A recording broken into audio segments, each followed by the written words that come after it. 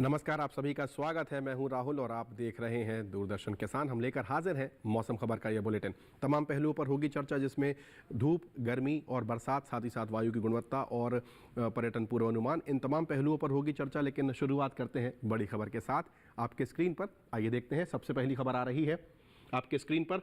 गांगे पश्चिम बंगाल से जहां गर्म हवाओं को लेकर ऑरेंज अलर्ट जारी किया गया है, तो ये पहली खबर है। अगली खबर का रुख करते हैं। ओडिशा से आ रही है, कहीं कहीं चल सकती हैं बेहद गर्म हवाएं। अगली खबर का रुख करेंगे हम, आपके स्क्रीन पर नजर आएगी। आइए देखते हैं। केरल से आ रही है, कहीं कहीं गर्म और उमस भरा रह सकता है मौसम।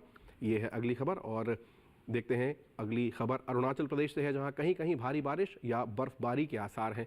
तो ये देखें आप, मिला जुला मौसम यहां पर नजर आ रहा है। अगली खबर है मध्य प्रदेश से, जहां 50 किलोमीटर प्रति घंटे तक की रफ्तार से चल सकती हैं हवाएं। तो ये है 5 बड़ी खबरें जिनसे कि हमने बुलेटिन की शुरुआत। अब देखते हैं मौसम का अलर्ट क्या कह रहा है। आपके स्क्रीन पर भारतवर्ष का नक्शा अलग अलग रंगों में दर्शाए जाएंगे, राज्य और केंद्र शासित प्रदेश। ये देखिए, तो यहाँ पर किसी में चेतावनी है, किसी में नज़र बनाए रखने की ज़रूरत है, किसी में सामान्य मौसम है यानी हरा रंग, जबकि सावधान रहें ही केवल हमारे पास नज़र आ रहा है। गांगे पश्चिम बंगाल और ओडिशा की बात करें तो कहीं पर बहुत ज़्यादा उमस भरा मौसम है, तो कहीं पर गरज चमक के साथ तेज़ हवाएं चलने की संभावना है। इसलिए यहाँ पर सावधान रहने की ज़रूरत पर बल दिया गया है। वहीं अब हम पीले रंग से दर्शाए गए राज्यों की बात करें, अरुणाचल प्रदेश की बात करें, असम, मेघालय की बात करें, तो कहीं बर्फबारी तो कहीं तेज़ बारिश की संभावना है। मिजोरम में देखें आप, अनेक जगह बरसात की संभावना है। दक्षिण भारत की बात करें, इन राज्यों की बात करें तो इनमें कहीं कहीं बारिश की संभावना है, तो कहीं पर बहुत ज़्यादा उमस पड़ने की संभावना है, मौसम गर्म हो रहा है। मध्य भारत की बात करें तो कहीं कहीं बारिश की संभावना, कहीं बहुत ज़्यादा तेज़ हवाएं चलने की संभावना है। इसी वजह से इन सभी में नज़र बनाए रखने की ज़रूरत है। पश्चिमी राजस्थान की बात करें, वहाँ पर भी जो है बहुत ज़्यादा उमस का मौसम रह सकता है। तो ये हुई अलर्ट की बात। अब मौसम का पूर्वानुमान क्या कह रहा है, अगले 2 दिन किस प्रकार का मौसम रह सकता है। शुरुआत करते हैं उत्तरी राज्यों से। देखें आप, गिलगित, लद्दाख, लेह, जम्मू कश्मीर, हिमाचल, पंजाब, चंडीगढ़, हरियाणा, राजधानी दिल्ली और उत्तराखंड, तो कहीं कहीं बारिश होने की संभावना है इन सभी राज्यों में, जो इस समय हल्के नीले रंग से दर्शाए गए हैं। जबकि उत्तर प्रदेश की यदि बात करें तो इसमें बारिश की फिलहाल संभावना नज़र नहीं आ रही है। अगले 2 दिनों का मौसम का पूर्वानुमान है, तो उत्तरी राज्यों में खासकर कहीं कहीं बारिश की संभावना है। इस बात का आप विशेष ध्यान रखें। हालांकि उत्तर प्रदेश में कहीं भी बारिश की संभावना नज़र नहीं आ रही है। अब बात करें सबसे पहले अरुणाचल प्रदेश की, तो अधिकतर जगह बारिश की संभावना है। वहीं बात करें उड़ीसा की, तो कई जगह बरसात की संभावना है। इसके अलावा उपहिमालयी पश्चिम बंगाल और सिक्किम में कहीं कहीं बारिश की संभावना है, जबकि मेघालय, असम, नागालैंड, इन सब जगह अनेक जगह बरसात की संभावना है इन राज्यों में। दक्षिण का रुख करते हैं। अंडमान निकोबार की बात करें तो कहीं कहीं बारिश की संभावना है। अब देखें यहाँ पर आप, तटीय आंध्र प्रदेश, रायलसीमा, भीतरी कर्नाटका का पूरा इलाका, तमिलनाडु और पुडुचेरी में कहीं कहीं बारिश की संभावना है। जबकि केरल और भीतरी कर्नाटका और तेलंगाना की बात करें तो यहाँ पर कई जगह बरसात हो सकती है। इस प्रकार का यहाँ पर मौसम का पूर्वानुमान है।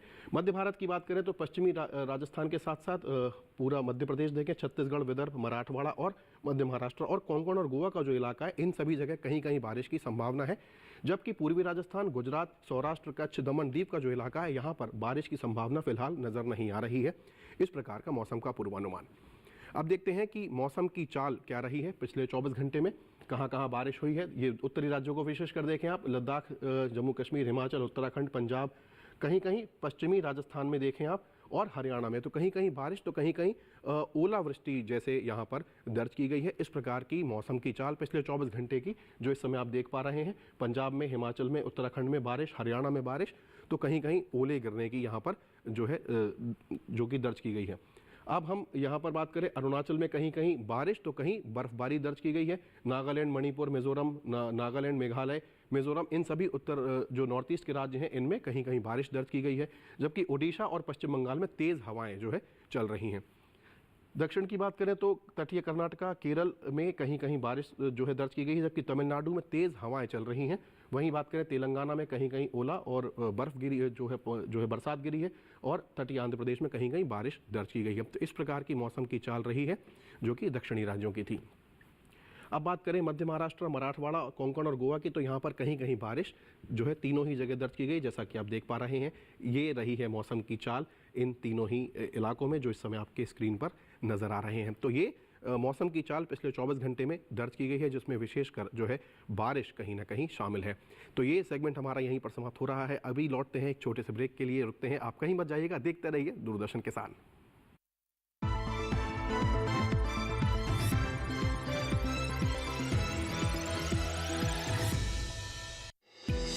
आपकी सुरक्षा है हमारे लिए बहुमूल्य, इसलिए जब भी लें LPG सिलेंडर जरूर कराएं प्री डिलीवरी जांच। आपकी सुरक्षा को और बेहतर सुनिश्चित करने के लिए हर घर में हो रही है रसोई गैस उपकरणों की सुरक्षा जांच। अगर सुरक्षा होस खराब हो तो तुरंत बदलवाएं। आपातकालीन स्थिति में कॉल करें 1906। स्वच्छ ईंधन का वादा, सुरक्षित रसोई का इरादा।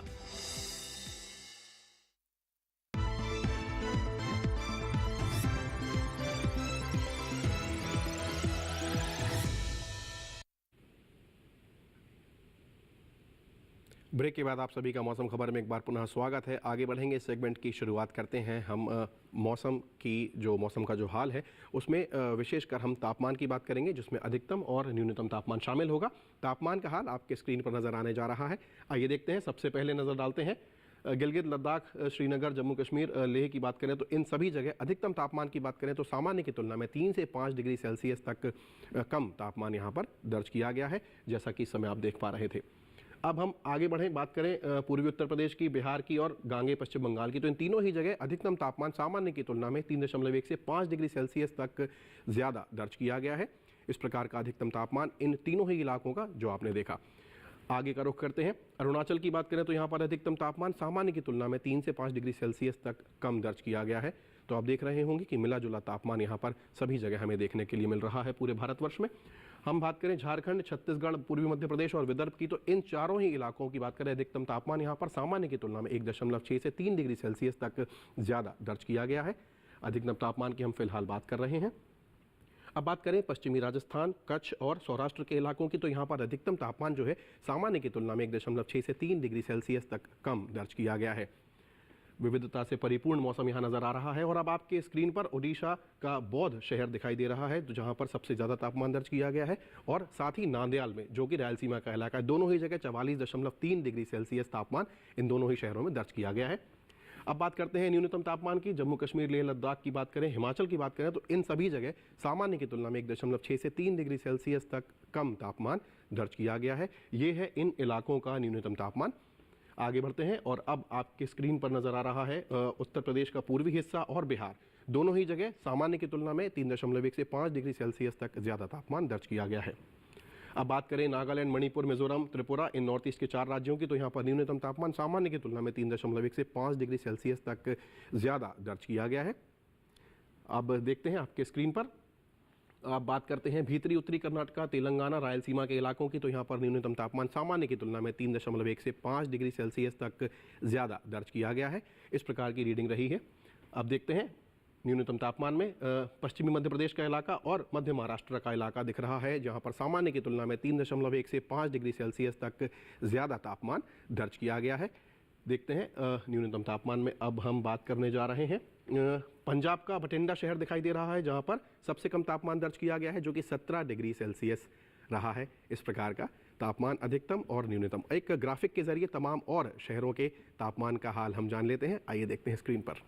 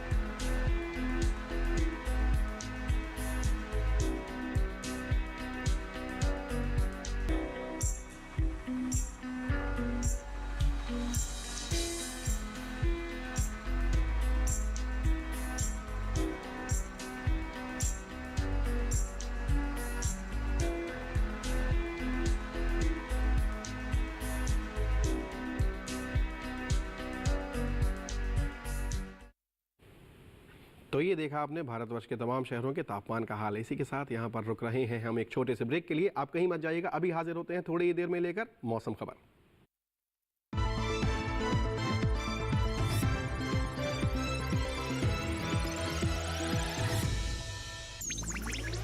डिजिटल बैंकिंग का है जमाना, टाइम है बचाना। डिजिटल बैंकिंग है आसान, करो चाहे कोई भुगतान, एनी टाइम एनीवेयर, सेफ है, फास्ट है, हर पेमेंट उंगलियों के सेट है। लेन देन के हैं ऑप्शंस कई, IMPS, NEFT, UPI भी। 24 घंटे करते ये काम, पेमेंट आसान और रहे आराम। RBI कहता है जानकार बनिए, सतर्क रहिए।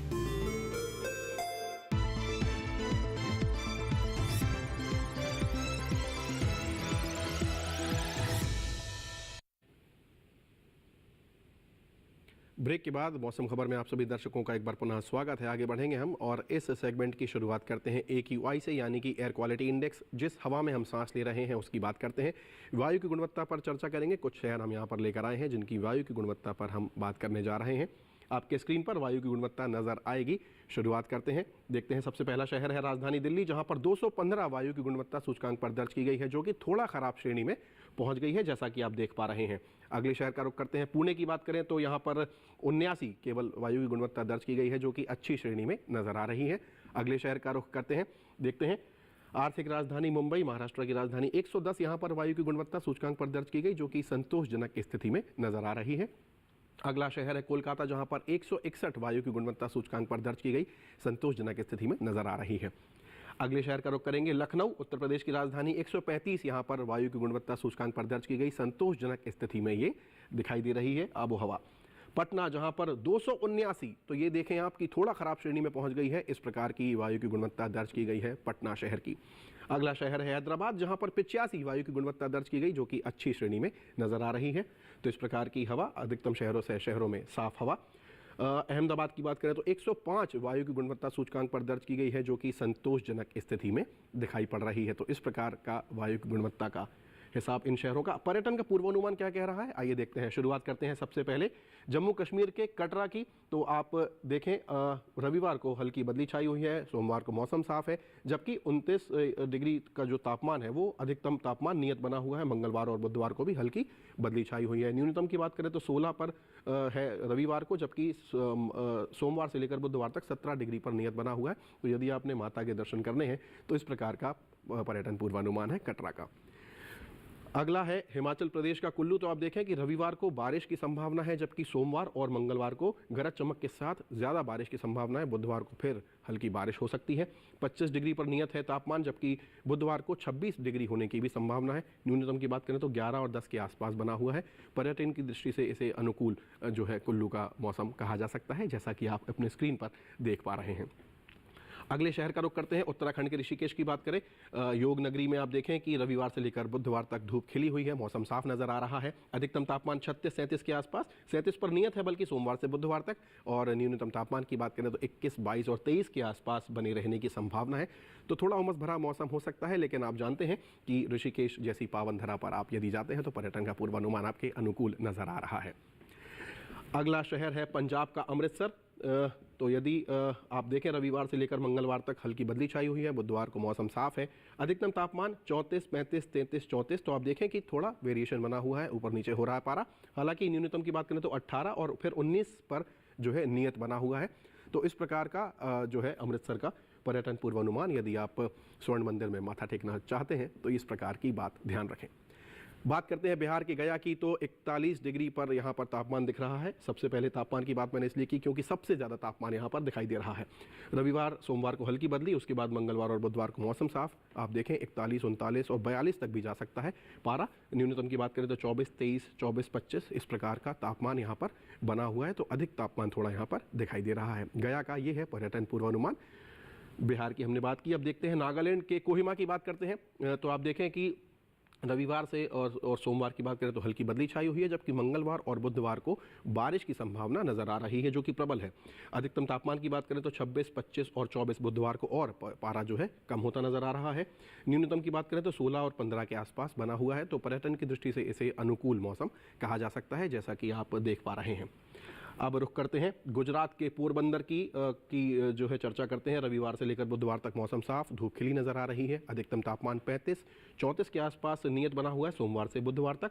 वहीं न्यूनतम की बात करें तो 25 और 24 के आसपास बने रहने की संभावना है। अगले 4 दिन का ये पर्यटन पूर्वानुमान है पोरबंदर शहर का, जो इस समय आप अपने स्क्रीन पर देख पा रहे हैं। यानी कि वहाँ पर पारा बढ़ रहा है और चूँकि आप जानते हैं गर्मी का मौसम शुरू हो चुका है। पश्चिम बंगाल के जलपाईगुड़ी की बात करें तो रविवार से लेकर बुधवार तक हल्की बदली छाई हुई है और आप देखें कि अधिकतम तापमान 34 पर नियत है, जबकि बुधवार को 1 डिग्री की बढ़ोतरी वहां दिखाई दे रही है, 35 होने की संभावना। न्यूनतम की बात करें तो 23 और फिर अगले 3 दिन यानी सोमवार से लेकर बुधवार तक 24 डिग्री पर नियत यहां पर दिखाई दे रहा है पारा। इस प्रकार का पर्यटन पूर्वानुमान है पश्चिम बंगाल के जलपाईगुड़ी का, जो हम इस समय देख पा रहे हैं। अब बात करते हैं कर्नाटका के मैसूर की। तो रविवार से लेकर बुधवार तक हल्की बदली छाई हुई है और अधिकतम तापमान आप देखें 35 पर नियत बना हुआ है और न्यूनतम तापमान 21 डिग्री पर नियत बना हुआ है। तो इस प्रकार का कुछ पर्यटन पूर्वानुमान है कर्नाटक के इस ऐतिहासिक शहर मैसूर का, जो हम इस समय अपने स्क्रीन पर देख पा रहे हैं। तमाम शहरों के हम यहाँ पर पर्यटन के पूर्वानुमान आपके लिए लेकर आते हैं, उन्हीं में से एक ये हमने अभी देखा। अब अगला शहर है केरल का कोट्टायम। तो यहाँ पर भी देखें आप, हल्की बदली छाई हुई है, अधिकतम हम देख रहे हैं शहरों में इसी प्रकार का मौसम है। रविवार से लेकर बुधवार तक हल्की बदली छाई हुई है और तापमान देखें 36 और 37 पर नियत है सोमवार से लेकर बुधवार तक 3 दिन, और न्यूनतम तापमान जो है 27 डिग्री पर नियत बना हुआ है। तो इस प्रकार का, चूंकि आप देखें कि केरल जो है तटीय राज्य है, उस प्रकार से यहाँ पर इस प्रकार का कुछ पर्यटन पूर्वानुमान अगले 4 दिनों का। तो ये हमने बात की पर्यटन की, और अब बात करते हैं आज की खेती किसानी की। चूंकि आप जानते हैं कि कई ऐसी फसलें हैं जो इस समय बिल्कुल लहलहा रही हैं और तैयार हैं कटाई के लिए, साथ ही कुछ और आगे की जो तैयारियां हैं उसके लिए भी वैज्ञानिक दृष्टिकोण बहुत ज़रूरी है, क्योंकि फसलों का चयन फिर करना होगा। इसके लिए हम विशेषकर आज हरियाणा और पंजाब के अपने जो किसान हैं उनके लिए आज एक विशेष रिपोर्ट लेकर आए हैं, आइए देखते हैं। पश्चिमी पंजाब में इस समय तैयार गेहूं की कटाई करें और उसके बाद उसे अच्छी तरह धूप में सुखाने के बाद गहाई करें। पश्चिमी पंजाब में ही किसान इस मौसम में भिंडी की बुवाई कर सकते हैं। इसके साथ ही यहाँ फलों के बागों में हल्की और निरंतर सिंचाई करते रहें, लेकिन तेज हवाएं चलने के दौरान सिंचाई न करें। पश्चिमी पंजाब के मैदानी इलाकों की बात करें तो यहाँ भी गेहूं की कटाई करें। इसके साथ ही यहाँ कपास की बुवाई करें। पंजाब के असमतल मैदानी इलाकों में तैयार सरसों की कटाई करें और जल्द से जल्द किसी सुरक्षित जगह पर रखें। यहीं इस समय मौसम को ध्यान में रखते हुए गन्ने में सिंचाई करें। इसके अलावा यहाँ मिर्च, बैंगन और खीरे की रोपाई करें। पंजाब के असमतल मैदानी इलाकों में ही किसान इस समय भिंडी, लोबिया, खरबूज, खीरा, करेला, लौकी, कद्दू और स्क्वैश की सीधी बुआई करें। मध्य पंजाब के मैदानी इलाके में गेहूं दाना भरने की अवस्था में है, ऐसे में किसान इनमें सिंचाई न करें। यहीं इस समय किसान बीटी कपास या देसी कपास की बुआई करें। इसके अलावा मिर्च, बैंगन, शिमला मिर्च, टमाटर और कद्दू में नियमित अंतराल पर सिंचाई करें। हरियाणा की बात करें तो पूर्वी हरियाणा के किसान सुबह के समय तैयार गेहूं की कटाई करें। कटी हुई फसलों को हवा से उड़ने से बचाने के लिए अच्छी तरह से बांधें और ढक कर रखें। भंडारण से पहले काटे गए अनाज को अच्छी तरह से सुखाएं। पूर्वी हरियाणा में ही कपास और मूंग की बुआई करें, लेकिन बुआई से पहले बीजों को राइजोबियम कल्चर के साथ साथ फास्फोरस घुलनशील बैक्टीरिया से उपचारित करें। इष्टतम अंकुरण के लिए बुआई करते समय नमी का भी विशेष ध्यान रखें। पश्चिमी हरियाणा के किसान भी इस समय गेहूं की कटाई करें। इसके साथ ही यहाँ कपास की बुवाई के लिए खेत तैयार करें।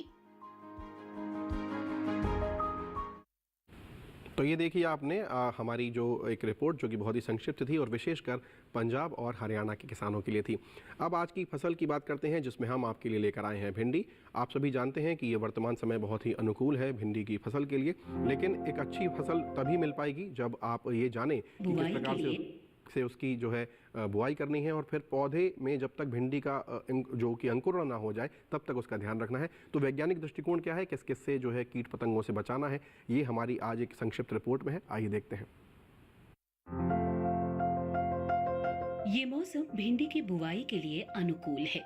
1 हेक्टेयर में भिंडी की बुआई के लिए 18 से 22 किलो बीज पर्याप्त हैं।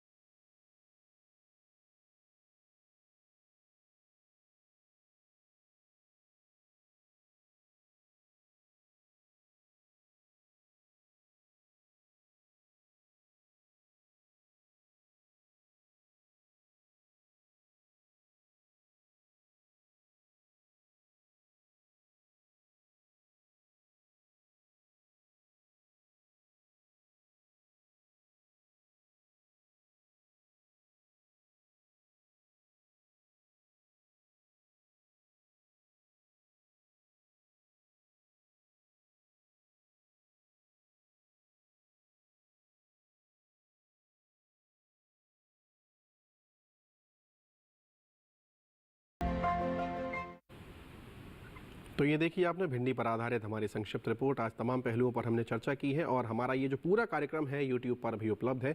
आप हमारे डीडी किसान के चैनल को यूट्यूब पर भी देख सकते हैं। फिलहाल आपके स्क्रीन पर एक QR कोड नज़र आ रहा है, इसे आप सरलता से स्कैन करें और आज का ये कार्यक्रम डीडी किसान के यूट्यूब चैनल पर भी आप आसानी से देख पाएंगे। आज के लिए मौसम खबर में फ़िलहाल इतना ही। मुझे और मेरी पूरी टीम को दीजिए इजाज़त। नमस्कार।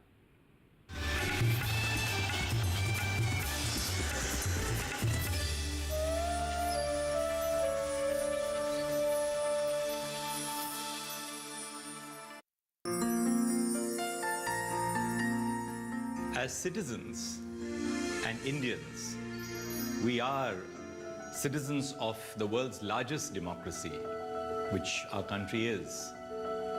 The Constitution gives us a multitude of rights as citizens, but it also expects that each of us performs the duty which is cast upon us. And one of the foremost duties of citizenship is to cast our vote. In a constitutional democracy, the government is a government of the people, by the people, and for the people. And we call it that because of the fact that each of us has a participatory role in electing the government. When I was young and I crossed the age of eligibility to vote, I remember the excitement in my heart that for the first time I would be queuing up at the polling booth and exercising my franchise. Getting that dot on the finger when I voted aroused tremendous feelings of patriotism and association with the nation and me. Sometimes when you have an ink mark on your hand, you're wondering when that ink mark will go away. But this is one ink mark which I never wanted to go away, because I felt that I was a proud demonstrator of the fact that as an Indian citizen, having crossed the age of eligibility, I could exercise my vote, and I had in fact exercised my vote. So the day of election has always aroused wonderful feelings. The feeling that though I may be one in this big line of people who have come to vote, each of us counts as the same citizen with the same value. So our Constitution and our law provides for one citizen, one vote, and one value. I think that's the great tenacity and the power of our nation as a constitutional democracy. When I became a lawyer and I had to run around in search of work in different places, both in Mumbai and outside, I was always worried that I should not be missing that one important day when I have to cast my vote. And I never missed that duty and obligation which is cast on me as an Indian citizen. So likewise, I would request every one of you, please do not miss this opportunity to vote responsibly as citizens of our great motherland. 5 minutes every 5 years for our nation. It's doable, isn't it? Let's vote with pride. My vote, my voice.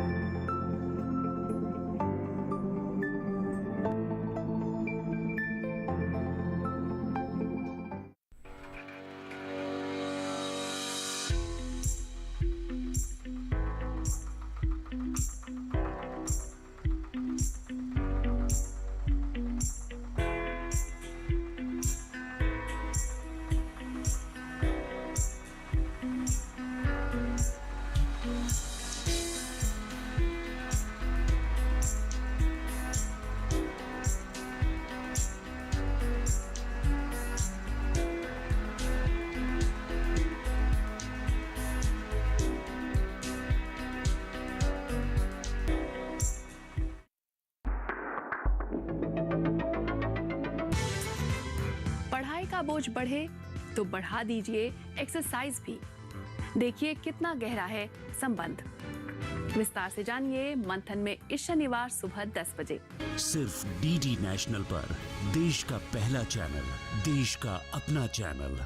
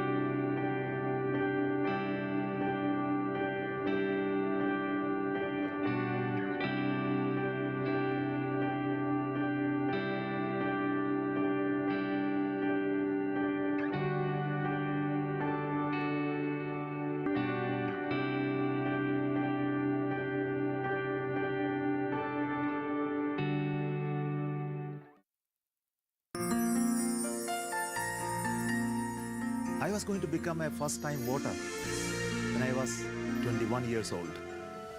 When I saw my name on the voters list, I was really excited. And many days before the election day, I made sure that I got the slip, and early morning I was at the booth to cast my vote in the paper ballots at that point in time. My first voting still I remember. But many years later, after so many elections and voting, I still make sure that I don't miss an opportunity to go and cast my vote. Because that is a right and that's a privilege that is given to every Indian citizen to select his representative to decide the future of the nation. On the voting day, don't forget to be there. Even if you have some difficulties of reaching the voting station because of your family commitments, your personal commitments, still you are making a wrong choice when you decide that I am not going to vote, because it is a privilege and one of the highest power that is in your hands that is available to cast your vote. Make sure you do that. Your vote is an investment in our scientific and technological capabilities. When you vote for progress and a better tomorrow. Your vote decides the direction that India takes as a nation. 5 minutes every 5 years for our nation. Isn't it doable? Yes, it is. Let's vote with pride. My vote, my voice.